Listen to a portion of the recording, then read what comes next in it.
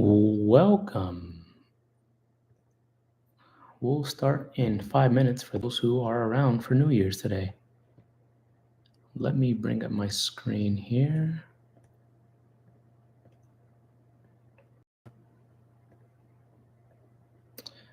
All right, let's move this here.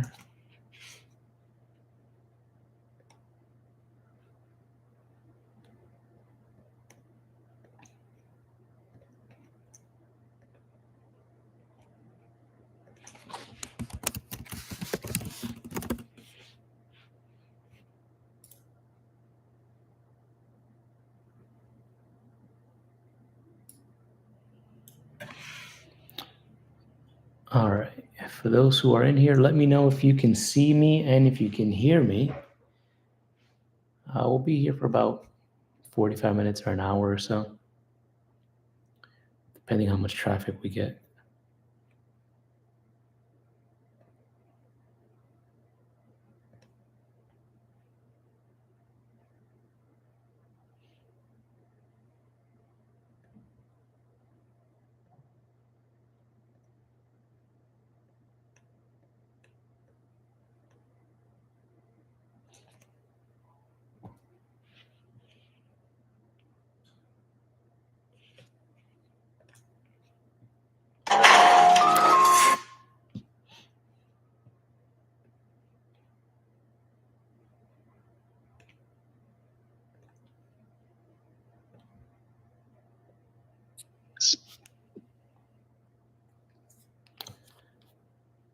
Well, the man himself.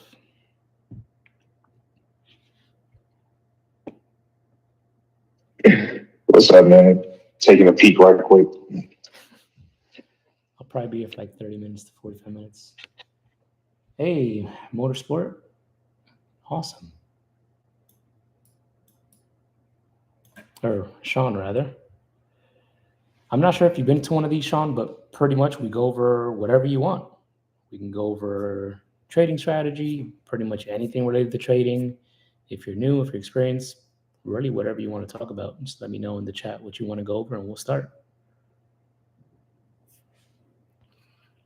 Hopefully. Did you trade today?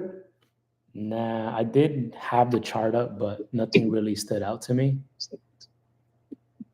Let me bring up this side. I'm streaming like from 3 different things, so my computer implodes. Just giving you guys a heads up. I have Zoom on, I have Discord on, and I have YouTube on. Oh, okay. Yeah, nothing too crazy. I was, looking at the usual YM, gold, and QES, but nothing really caught my attention, so I kind of just left it alone. Did you take anything? I definitely did. What do you trade? MES, two cons. I really just caught what is it, around, trying to look at my thing.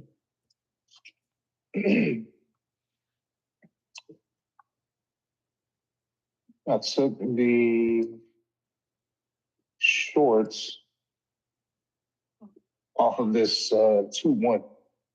On what ticker again? So I could bring it up. MES. So actually it's 211. What time frame again? 5 minutes. All right, 211. And I just took that all the way down to fill in that gap. This one in the afternoon? Mm-hmm. Oh, nice. Pretty much a bearish TTO too. Although I would prefer the reversal, but that works for me. Got the nice little retracement, even though it didn't reverse with the shooter. Very nice.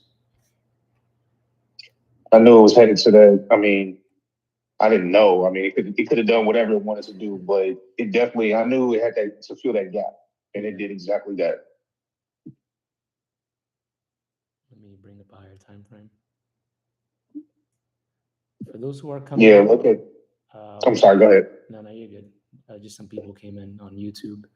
whatever you guys want to go over, put it in the chat, and we'll talk about it. Oh yeah, the little gap right here from Yep. Sunday. Let me mark that off. Yep.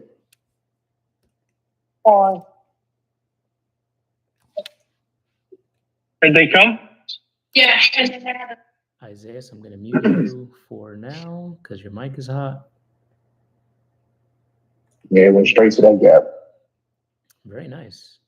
And then even gave another like little Momo shooter setup if you wanted to get on It did, yeah. continuation. Mm-hmm. Yeah, nothing crazy. For the most part, it was kind of really just, today was just kind of slow. Not crazy volume or nothing like that. So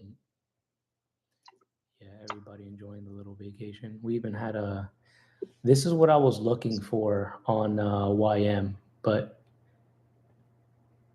let me see if I could bring it up.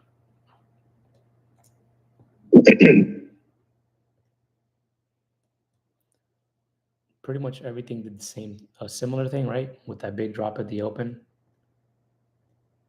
I was seeing if I could front run that H, but it never came to my 61, unfortunately. But the one you took over here was real nice. Mm-hmm. You're good, Isaiah.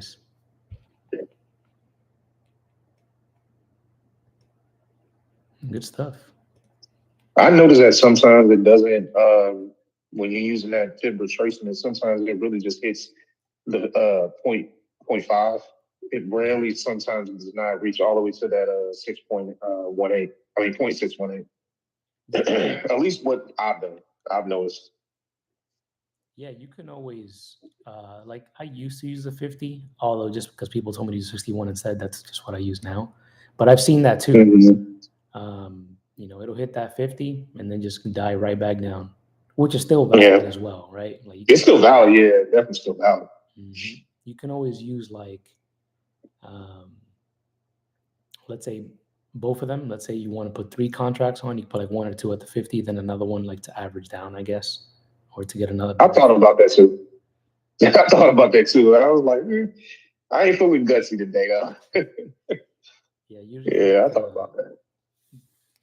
The change state delivery setup for that one, I would have like 3 different entries. So like put one as soon as it confirms it, and then I have 2 others at limit orders in different spots in case it comes back up and gives a better fill.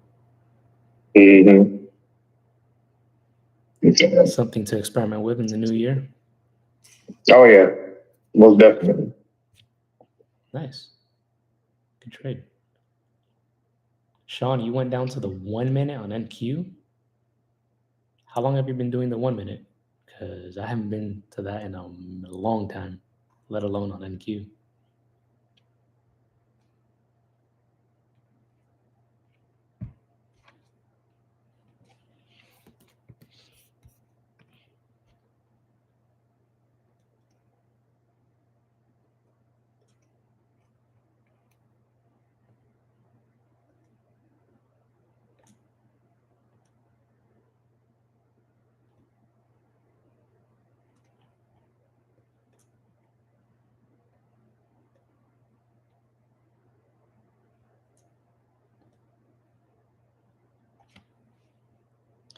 For those who are coming in on YouTube, whatever you guys want to talk about or go about trading related, put it in the chat and we'll talk about it. Silver. Oof. How's your silver going so far? How was what? Your practice. You're practicing the silver. How you like it so far? It's pretty good. The biggest thing really for me is just like it's super volatile because like I was like even when we were like trading on Tuesday with that W that I took, like 2 contracts for a micro was like if it went against us, like it was like like negative $900, which is crazy, right? Yeah. So when I do decide to trade it live, I will probably be waiting until volatility goes down a little bit because those fluctuations are crazy. Would have paid very well, of course, but yeah, that thing turns on you quick too. If you're not paying attention, that thing will mess you up pretty bad.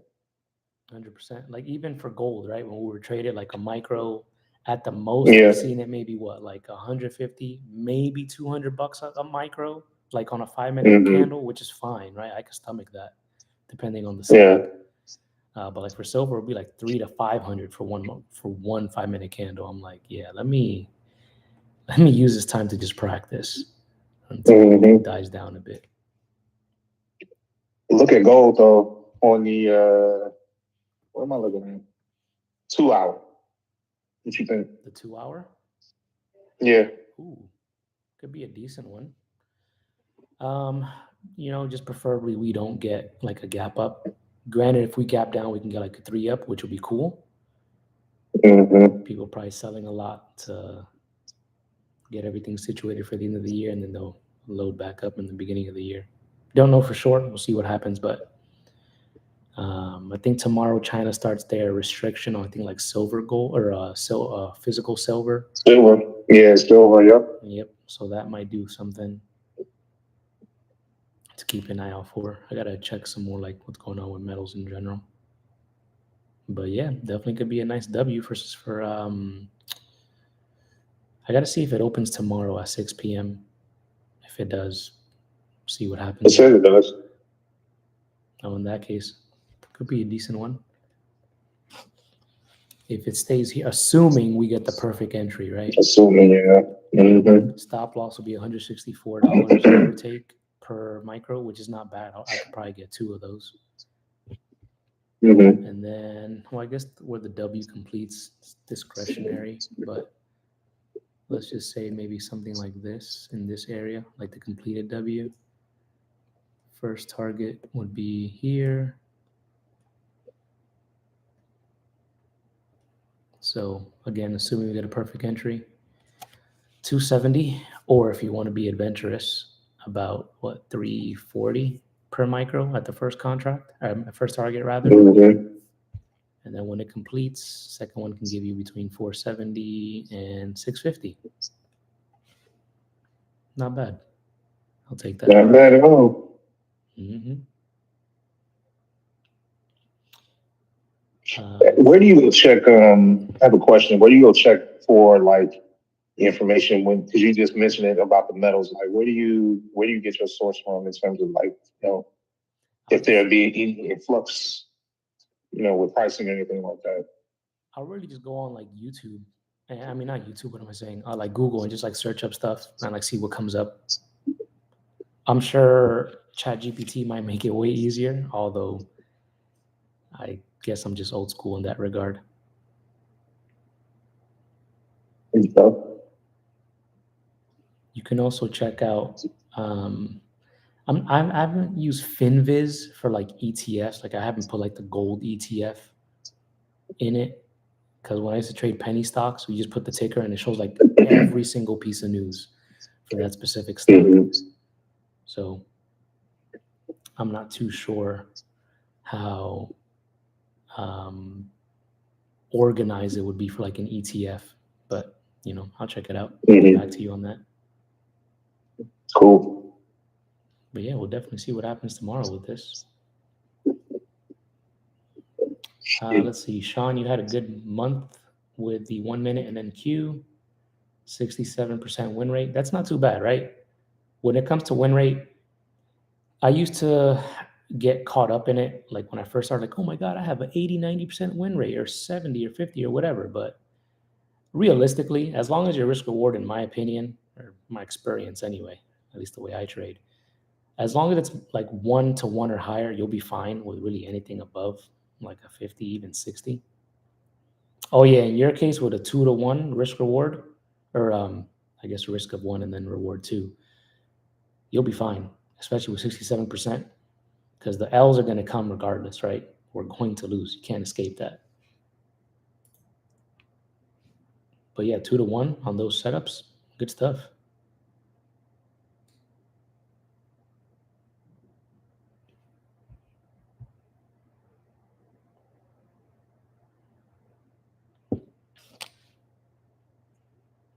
Just with silver, as I was saying, you just got to be careful because it's super volatile. I saw some people posting on this like, I made $5,000 in 2 minutes. I'm like, yeah, you're using a whole mini contract, which is crazy. One contract will give that to you. One mini? Yeah, bro. Look, let me bring it up. Let me mock up Holy crap. a trade.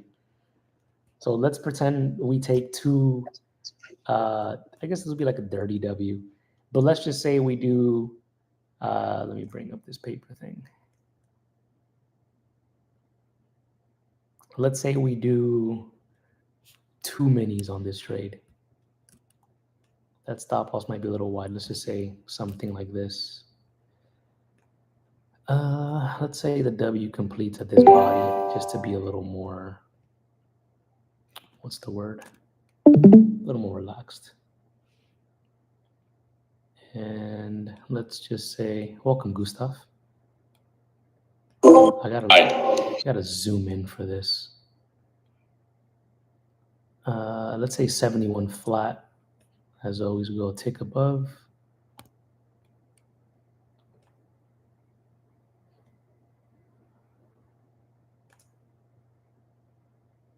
Yeah, like even with two, that's like 7,800. Like crazy stuff. Wow. Even if you went to That's insane. even if you went to the first target, that's almost 20K. That's insane. That's what I'm saying. Like it's crazy right now in silver. Like I would only trade micros. Arguably, we can really just go on options and just trade options on the ETF instead. Oh yeah, that's true. Yep. Because to me, this volatility is way outside of my risk tolerance and my comfortability. Sure, you can always use a prop firm, which is fine. Yeah. But they always, I read they increased the margins for that though, just because of the volatility, and it already hit like 82 in terms of the high, I guess. Yep. And they increased the margins on it. Jeez. 20 bands, man. That's like a target one, not even two. Just that one target. Mm-hmm. Oh my Lord. Go ahead, man. Go answer in there, man. Tell us how it is. Hey, Gustav, and any questions you want to go over or anything you want to go over, let me know. We'll talk about it. Hi, would you also recommend getting puts on silver? Getting puts on silver? I would say no. To me, it's not yet. Yeah, for me, when it comes to puts with something like this strong, I would want to see market structure change, which we're still bullish, right? We're still making higher highs, higher lows. Technically, we made a lower low today. It didn't close under it, but it kind of got bounced off this last higher low that we have of this daily level. I would probably want to see like a candle close under this area so market structure can start shifting, and then we could be looking for shorts. I see. All right. What I would usually like to see as well is the weekly candle to at least be in my direction. So like, let's say in this example, if I was inclined to short silver, next week I can take this inside bar break to the downside for puts. Some targets that we can look at.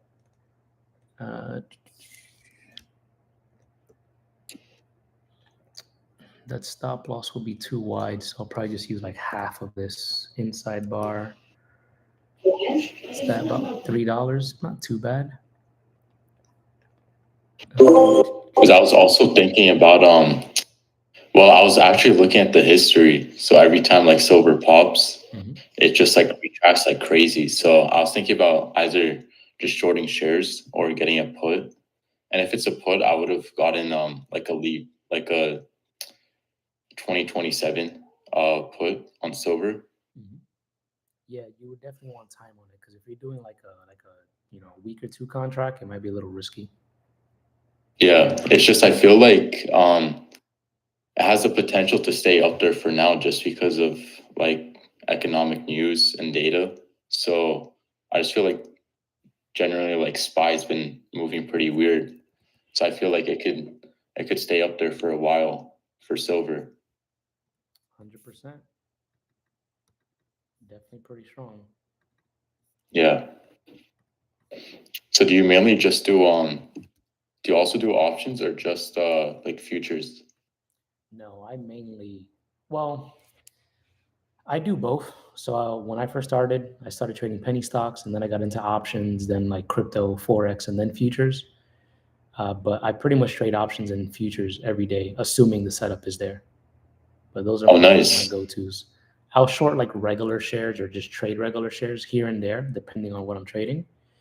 But for the most part, mainly futures and options. Nice. I've been doing mainly just leap options, 12 plus months out. And then now I've been getting into mainly just shares, just buying shares and just seeing how that goes and doing like covered calls, selling puts as well here and there, Mhm. just to play it safe. Yeah, I enjoy collecting premium or selling premium, or in this case, selling the options for those who don't know, because Yeah, you have theta on your side as opposed to against you. Granted, true. your gain is limited, which is fine. I don't mind if the setup allows to give me 100% return if it expires worthless. But Yeah. with theta on your side, it's just less to worry about. Like, oh man, it's just chopping. It's like good. I hope it chops, so theta can eat away day by day on it. Like actually just sold some puts this week on Snapchat. And chart's looking pretty good. It just has to get over 807. Oh, nice. Yeah, we are bullish. Looks like the weekly reversed about 2 weeks ago. What strike price did you sell? I actually sold 8 for February 20th and then also January 30th. Nice. Yeah, it's just I'm trying to sell it before earnings. So the other ones I did January 30th. I did 2 for that date just because earnings is, I think it's the first week of February. Yeah, it looks like February 10, probably the second week, give or take. Yeah. Let's see, the monthly is getting bought up here, and pretty much starting Friday will be the new month. So if that reverses to the upside, can potentially get a nice move. Just got to watch out for all this sell pressure here. Yeah. But looking fine. Yeah. I'm generally just aiming for like 1% a week return. So let's say for Snapchat, $8. I'm aiming to get $8 per week. So if I sell it, let's say 2 months out, I want to get 8 times 8, so basically 64 in premium. Nice. So 1% a week on it. That's what I'm aiming for, and hoping to get like 50% return a year, which isn't very realistic, but it'll come out to like 30 to 40% since there's going to be like chop here and there. I wouldn't say it wouldn't be unrealistic. Uh, I would say it's definitely doable. I've done it before. Yeah. I've seen other people do it before. Oh, Granted, nice. I don't sell premium as like the main thing when I'm bringing in like options money or like, for my profits. I just do like long calls or puts. But it's definitely doable, especially with selling premium. It just depends on what you're trading, right? Of course, to me, Snapchat will be more conservative, which is fine, right? Always do whatever's Yeah. more comfortable for you. Um, I could be like a little aggressive sometimes. At least I like to say like conservatively aggressive, or like I'm not gonna sell puts on Tesla. Like I'll never do that. That I'm just asking Oh, yeah. for a No. bad time. So yeah, Yeah. Like Snapchat is definitely, it carries some risks, but the ones I favor the most, like I would do Zeta, Oscar. Um, I used to do Mara, but I'm not doing that anymore just because I'm not a big fan of crypto, especially how Bitcoin has been trading lately. But yeah, I've been mainly doing like Oscar and Zeta. I've liked the most. Also now I'm getting into I used to do American Airlines as well, but now it's up there a good amount, so I stopped doing it. But I've been aiming at just mainly shares now because it's like the money I put towards selling those puts, Mhm. I'd be making more if I just put it into like share buys because they have a larger return, especially if they're already like beaten down like Netflix. Yeah. Definitely. And it's good as well to not limit yourself to just one thing, right? Like instead of just doing Yeah. options, you could also do shares. Yeah, of course. And Have you been buying Netflix? nah, I haven't bought any Netflix. I just trade it here and there if I Yeah. look at the chart sometimes, but I haven't traded it like since it split. I think the last Oh, time I see. The last. was I think like pre-split, like between like 1050, give or take, to 10 to 1100 pre-split. Yeah. But I haven't traded it since.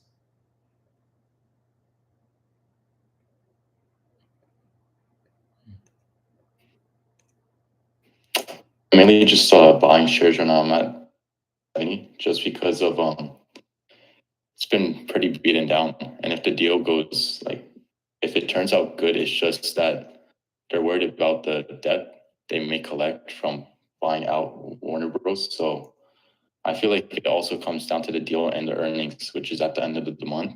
So if it turns out to be bad, I can definitely see it going down to the 200 EMA on the weekly, which is like 75. But if not, I can see a reversal back above 100. What was the deal that they had again? I think they're like buying. Yeah, they're gonna buy out Warner Bros. And then, but there's like a trade war going on with Paramount as well. So generally speaking, like Paramount has a better deal because they're willing to buy out Warner Bros. For 30 a share. And Netflix, I think it came out to around 27.50. So Warner Bros. Is still encouraging their investors, shareholders to go with Netflix's deal. And I think that got approved this week, actually, like a few days ago, if I'm correct. Not bad. Should be exciting. Hopefully it does go through. If not, there'll probably be bad news for both companies. Yeah, true. But Warner Bros. Pumped a lot. It used to be trading around like 11, $12. Now it hit 30. I think it's around like 27, 28 now. Oh, I'm hoping Snapchat could get bought out as well. if Snap gets bought out, you'll be happy with those sold puts. Oh, yeah, definitely. I'm also trying to start a share position on it. It's just I wanted to. I feel like I don't know. I feel like we're gonna have a bad start to the new year in the market, similar to how it was earlier this year. So, assuming like the market goes down, Snapchat's definitely something I want to start a big position in. I might add Warner Brothers to the watch list for Sunday for a swing. Oh, for a swing. We have a nice Yeah, it looks like it's not going to fill that gap though. Looks like it was rejecting. We'll see if it breaks to the upside or downside. See what it wants to do. Yeah. Damn, I haven't looked at this until it was like $9. Yeah, I know, right? I remember earlier this year, it was like 11, $12, and it wasn't even moving, and then now it just shot up. Yep. I think this is probably the news day that it came out from 12, almost like $20 in 3 days. Yeah. Similar to like Foot Locker, what happened? They were like $9, shot up to like 22 because they're getting bought out by Dick's. They got bought out. What's the ticker for Foot Locker? They're no longer public. Oh, they went private. That makes sense. Yeah, Dick's bought them out, but Dick's is public. What's the ticker for them? Oh, there we go. DKS. Yeah.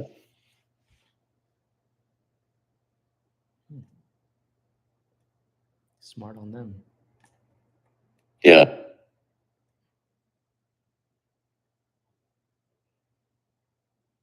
Have any position in healthcare like Hims, Novo Nordisk? Say that again. Do you have any position in healthcare, like HEMS, Novo, UNH? I don't really trade healthcare stocks like that. I used to. The last time I did was just like with United Health, but that was just options and shares. Oh yeah. Yeah, I played UNH back in August when it shot up. I actually had options before then. Got out when it shot up, and now I'm just allocating shares in UNH. Smart. Yeah, that Yeah. reversal down there was beautiful. Yeah, but HEMS has been getting beaten down a good amount lately. Which one? HEMS. Oh, HIMS. I did see it the other day. It was down like 3 to 5% in a day, I think. Oh yeah, Yeah. they just completed that bearish TTO on the weekly. This week it completed. Yeah, looks It has like the trend line, but it broke below it. yeah. I don't know if you see it on the bottom. Yeah, I see it. Like from this area down here. Yeah. Yeah, it looks like the next place it wants to go. It might fill up this volume imbalance down here. Yeah. They're definitely gonna hit the 20s. Let's see, what was this news? I was averaging down on its like while it's been going down, but my average now is like 44. And I have 200 shares, but I'm gonna average down when it hits 20s even more. Yeah, if it's a long-term position and you believe it, definitely do. Yeah. I'll probably, if I were in it, I'll probably buy some between this range, like 24 to 28. That looks like where some of the orders are probably sitting. Yeah, true. I kind of greedy with it. I had 100 shares at first at like 48. It hit 65, but I was planning on holding it until 70 because I actually had a trend line at the top and it broke it. And I thought it was going to continue till 70. And the next day it just plummeted and I still held it, which I should have just set a stop loss on the shares. But in the meantime, I've just been averaging down. So are you averaging down like at specific points, or do you just average down for the sake of averaging down when you see it? no, I averaged down at specific points. I was doing it at when it was trading between 50 to 65 back in, I think it was August or September. I was averaging down when it was hitting 50. It would go up to 60, come back to 50. And I remember that was the level. So I was averaging down at 50. Then when it just tanked from 65 down, I was averaging down at in the 30s. So I remember it was like 38. And then I think 35 as well. I was mainly just using fib levels and EMAs. Gotcha. Cool. Yeah, but now I'm just gonna wait until it hits fills the gap down into the 20s on a daily. I think it's at 28. And then also if it breaks below that at 25 as well. Yeah, I can see that. Yeah. Well, market structure wise looks like it's coming. Sean, I saw your question. I'll get to it in like 2-3 minutes. Yeah, that's good. You know, as always, the biggest thing is always have a plan, right? The reason I asked you that question, like if you were just average down for the sake of averaging down, I find that's not, at least personally, you know, to each their own. It's not necessarily the best approach. Like if I'm going to average down, I'd rather get like a price at a specific area. Granted, sometimes being patient and waiting for that, it's like left me, but I'd rather just get like a way better entry than just averaging down for the sake of averaging down on a trade. Yeah, true. Or at least a long-term position specifically. I don't average down on my just like regular trades. I just get in. If it wins, it wins. If it loses, it loses. Yeah, agreed. Let's see, Sean, you loaded up your personal account and plan on trading it instead of prop firms. What advice do you have going from prop firm trading to personal money, which I loaded 10K? How I do on prop firm. Can't really give advice, but I'll tell you what I would do and what I do now. The way I do it is I kind of copy trade my personal and my prop accounts. So when I'm trading, I'll have my tabs open on my browser. So one tab will have TradeOvate with my personal accounts, and then another tab will have Top Step open. Sometimes I'll have like my Apex one open on a third tab, but it can be a little, what's the word? It can be a little challenging trying to get into the same trade on 3 different accounts, right? So I kind of just have a sweet spot at 2. So on top of that, risk management is going to be extremely important. I'm not sure if you were good with that on prop. I know some people, because they know it's a prop account, they tend to be a little looser with their rules and their risk management. To me, I kind of just treat everything the same, and I'll like spread the risk. So let's say instead of risking $500 on one trade, and let's say I'm copy trading 4 accounts, with one of them being my personal, I'll just risk 200 on each account. That way, I'm not risking as much. So if it does go against me, it's not that bad. And if it does go for me, then it's pretty much all multiplied, right? Similar to like the losses. But with that way, copy trading on my personal and the prop accounts, I can still pay myself regularly as I wait for the payouts on the prop account. So that's how I tackle that with using a personal account. And don't forget, I'm not sure what broker you use for your futures account, your personal one. If you put it in the chat, I could probably give you some guidance, but always set up your daily loss limit. Oh, perfect. Since you TradeOvate. So TradeOvate, go into your settings, adjust your risk settings to make sure that it locks you out after a specific dollar loss. That way, let's say if you go on tilt for whatever reason, it'll lock you out automatically. You can also have it lock the contracts that you can trade and the amount of contracts that you can trade. So let's say if you had the tendency to trade micros, then you like want to revenge trade, then you go on minis, you can actually set it so it blocks you from even doing that. So you're only limited to, let's say, if you want to code it to only let you trade 3 micros no matter what, and then only trade micros while all the other ones are blocked. So that's definitely important. If you have any issues with greed, you can also set up like a hard daily profit target. So let's say if you're okay with making $500 a day, obviously, don't aim to make that, just follow your setups. And if you get 500, that's cool. But once it hits that, it just locks you out for the day until you come back the following day. So those are always good practices. That's good. What you're doing now, since you treat your 50K accounts as like a 2K account, which you should, because you only have $2,000 worth of drawdown. To me, that risk is good, right? $100 a trade, you have pretty much 20 losing trades in a row, or the account's blown up, which realistically, at least with your win rate from what you mentioned earlier, that would be impossible. You pretty much win 6.5 to every 7 trades out of 10. So realistically, it'll be impossible. Well, let me not say impossible, but very low probability for you to blow the account with the risk that you're doing. To me, that's perfect.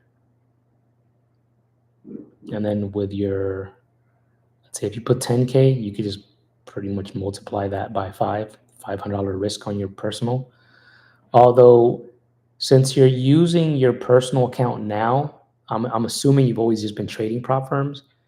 In this situation, what I would probably do is simply just risk a similar amount, like $100 for now, maybe even 200 a trade, until you get more comfortable with that risk in your personal account. And then slowly, once you get more comfortable, you can start risking a little more. That's what I would do in your situation. Yeah, the biggest thing is always, whatever works, just keep on doing that. It's clear that whatever you're doing now is working. So literally just keep on doing that. Don't really switch it up that much, because the account's going to grow bigger and bigger as you continue to compound it, right? I was going to mention that to you too, Gustav. Like, If you make 30% in your account growth this year, if you make 30% next year, it'll be more money dollar value, right? Because your account is higher in value. So yeah, so just like compounding. Yep, exactly. Because to an extent, if you can go from 5,000 to 10,000, you can go from 50,000 to 10,000. It's just a numbers game, right? Yeah. Mhm. To me, all that matters is just about the percent than the dollar value, because making 10% on 10,000 is way different than 10% on 100. So that's why I've just been aiming for that 1% rule I have per week on selling puts. But the main struggle I've been seeing is I'm not sure if I should continue like selling puts instead of just buying shares, because there's some opportunity that I see in the market with shares. Like, for example, like Meta shares, since it's pretty low at the moment, instead of just like selling puts on like smaller names, just because I'm not sure if like the money would work better for me in share buys. It depends. I think depending on how many shares you buy and things like that, Yeah.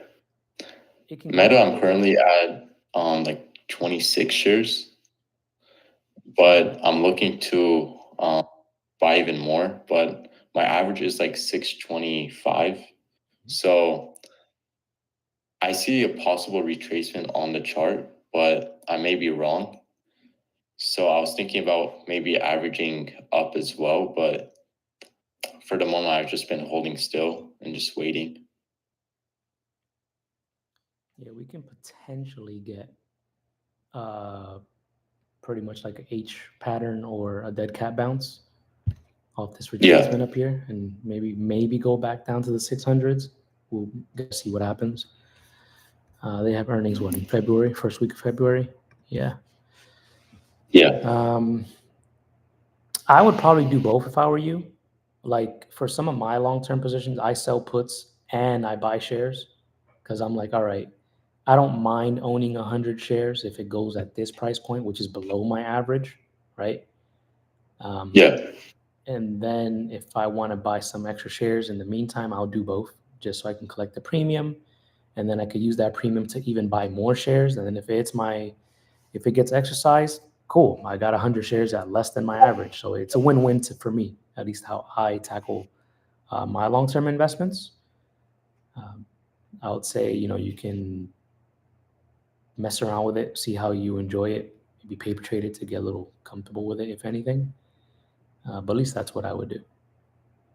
Yeah, that's a nice way to go about it. I've been doing what you said, like selling puts and then also buying shares. I do that mainly on just smaller tickers, like cheaper stocks. But for Meta, I've just been buying shares just because selling puts on it is going to be pretty expensive. So I've just been like focusing on shares at the moment on it. And then I've also been buying Zeta, but I stopped right now just because it's gone up a bit in price. So I'm just waiting to see how that's going to perform for now. Yeah, definitely keep an eye on it. Of course, Sean, got you. Let's see, Kyle. So you don't forget, when is a good time to add into a position? Or is it advisable to add in or just stick with the initial position size? Personal preference, Kyle. Like for me, when I get into a trade, I don't like add more to it. It's just once I get in, it is what it is. I'm not doing anything else. I'll give you an example for at least one of my trades where I would add if I were inclined. Let's go to the trade that King Louis took today on MES.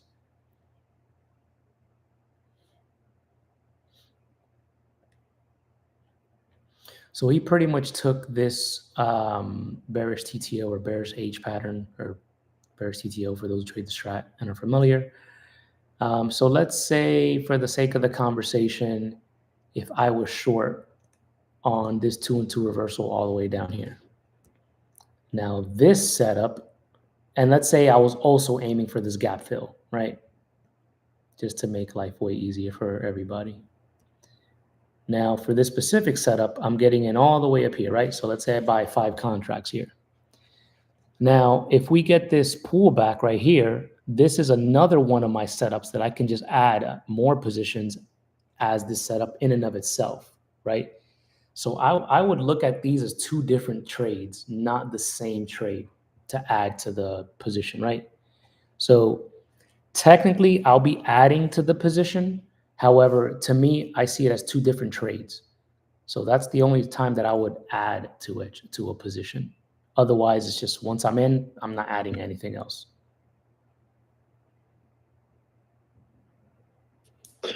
Can you hear me? Yep, I can hear you. Okay, cool. Okay, so you're basically saying that you kind of like treat it as like 2 different trades rather than like adding into a position. It's like, okay, if I'm already in the position, then once I see a pattern that's similar to what my initial pattern was, then I can quote unquote add into it, or essentially do another trade that's going alongside my original one. Is that right? Yep, essentially. Okay. Like I know some people, let's say for this exact same setup, let's say for trading options, they'll get in like on a 4-hour time frame. Let's just assume it's like a little up here, and then they'll add more to the position once this specific setup prints because it's a confirmation of the trend continuing. But again, really whatever you're comfortable with, and if your setups even allow for you to do things like that. Mine personally don't, so I don't really do that. But I've heard by people like, like they'll add more to winners, but it's like by the time the trade is a winner, it's already hitting my targets. Like I'm not going to add more at a target, right? Yeah, and that's been kind of my thought too.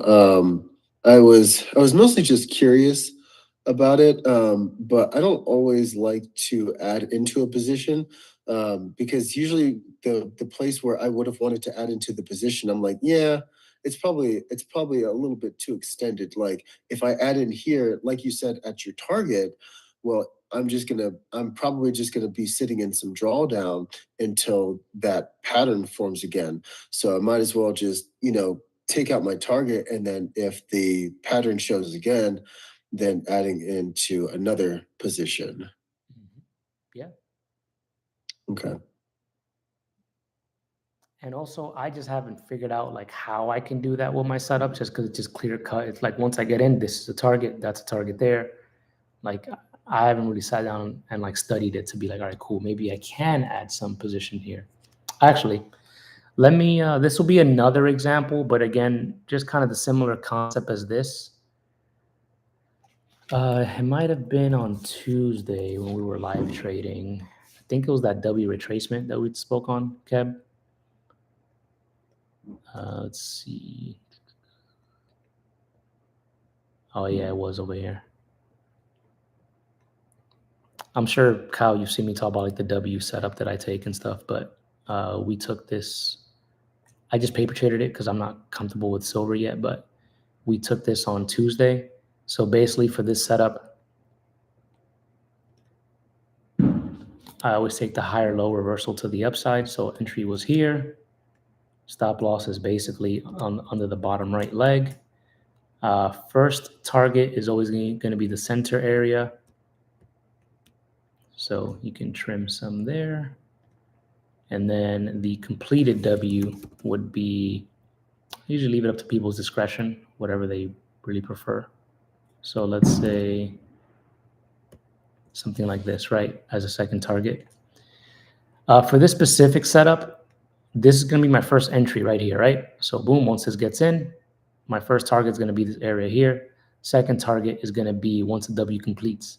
However, this specific one, I stopped out on the rest of the position once price reversed, because for this specific setup, we should not be reversing until the W completes, which in this case would have been in this area here. However, let's say I got stopped out here and I was inclined to get back in. There's 2 different ways that I can enter in on this trade. So I can either just take like a regular strat setup, this 2 down, 2 up bullish reversal. So once it breaks this candle's high, I can get in on this candle once it breaks that high, and I can aim for this high over here to be taken out, and then of course wait for this up here to be taken out. Or what I usually prefer to do, I'll get my fib tool and then just mark off the, whoops.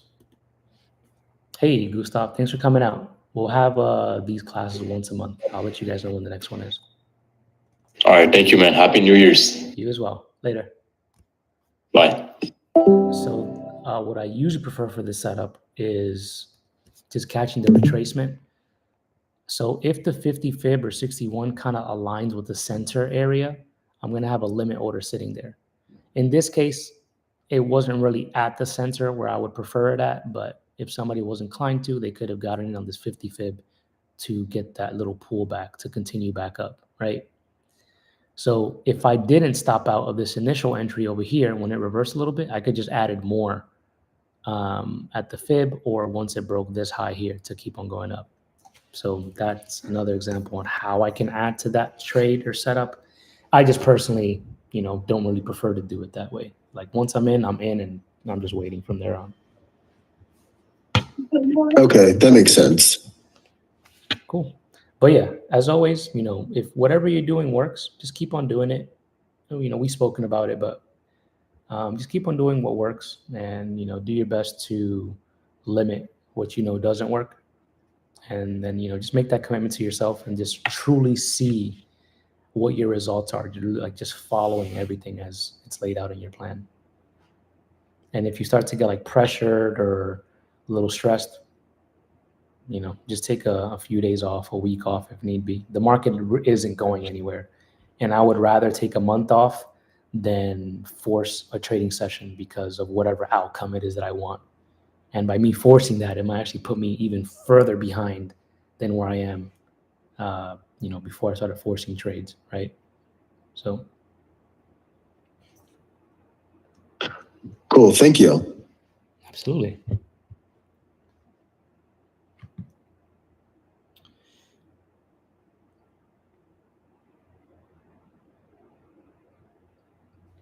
We got 8 minutes left.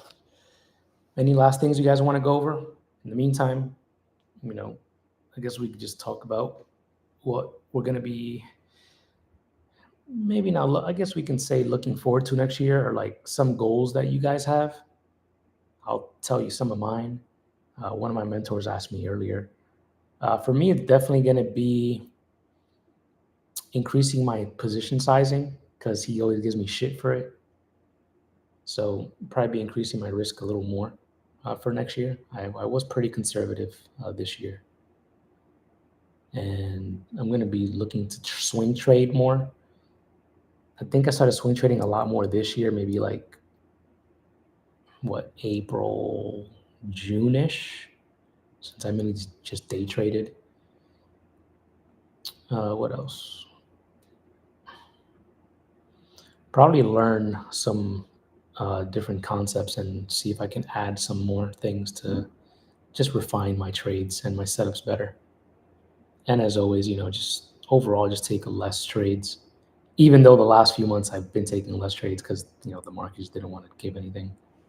But that's some things that I'm going to be working on this year.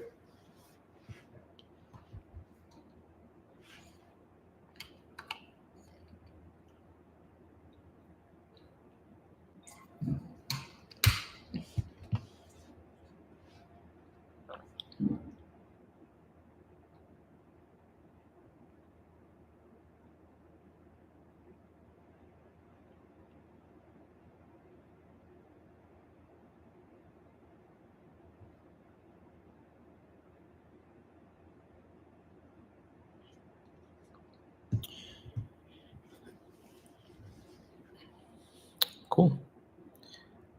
If there isn't anything else, thank you guys as always for coming out. I will see you guys for the next one. I will try to be more consistent with these classes, at least like the public ones anyway, for those on you watching on YouTube. I wanted to really focus on judo this year, and I got my second belt, which was great. So I'll try to organize things a little more structured.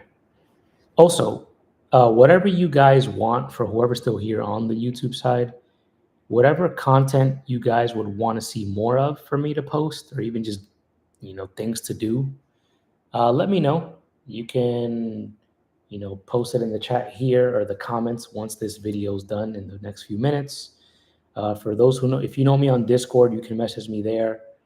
You can also email me at ceruleanmindacademy.com. So if you just go to the YouTube channel, maybe I can bring it up here. Let me switch the screen. Give me 1 sec.